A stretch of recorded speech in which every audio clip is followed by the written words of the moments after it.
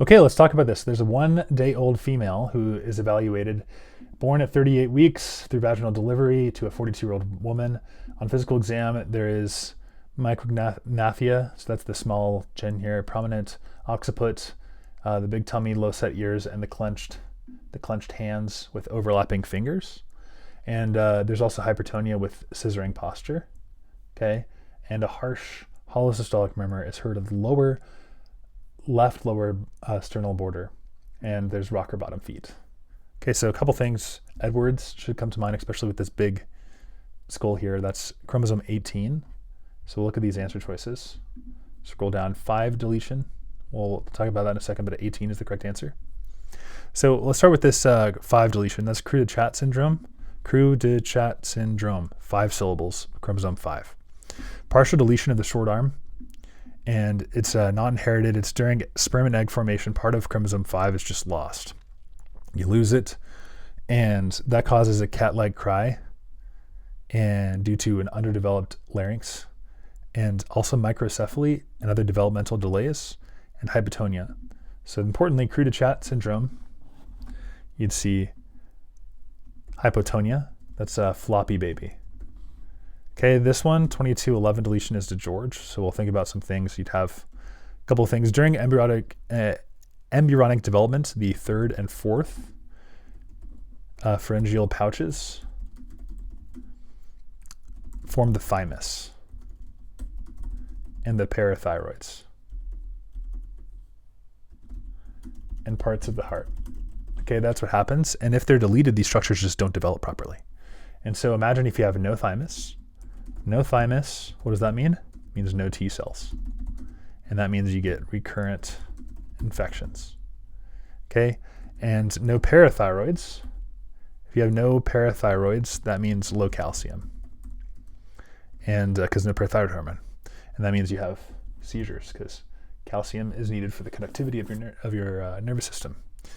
And you have a weird heart, and that will cause truncus arteriosus or tetralogy of Fallot is very common, overriding aorta. And then facial abnormalities, like a cleft palate. So you'd have abnormal facies, cleft palates, and wide set ears. Trisomy 13, what do we know about that one? That is called Patau, neural tube defect problems. We have in chromosome 13, that contains genes for the midline development. And so you see a face, brain, like hands, and the abdomen are going to have problems, basically like these midline defects. And it can cause holoprosencephaly. Brain doesn't split, and that's a severe intellectual disability. Cleft palate, polydactyly, that's extra fingers. Omphalocele is the intestines out of the body. Omphalocele can also happen with Patau. So Patau is just a bunch of midline stuff, holoprosencephaly, brain not splitting. Edwards syndrome, we talked about those, what you'd see intellectual disabilities, everything in the question stem.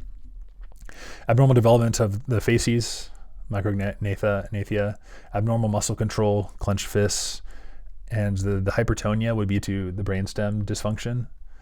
And heart and kidney would be like, you might see horseshoe kidney, and that could get caught on the inferior mesenteric artery.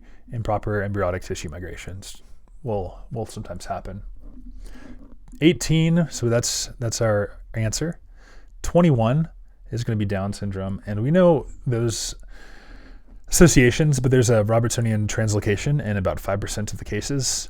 This is a non-disjunction. Same mechanism as 18 and 13, so same mechanism as the Edwards and Patau.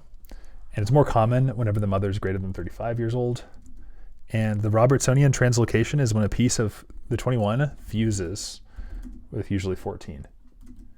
And you'll have flat face, upslanting eyes, epicanthal folds, hypotonia, floppy baby, a bit. Heart defects could be seen, increase of leukemia and Alzheimer's. Okay, so that's pretty much it for this one. You might see a cardiac defects, a ventral septal defect. That's the holosystolic murmur in the question stem. Hopefully this is helpful. Just a little breakdown of these different problems. And yeah, that's all we got for now.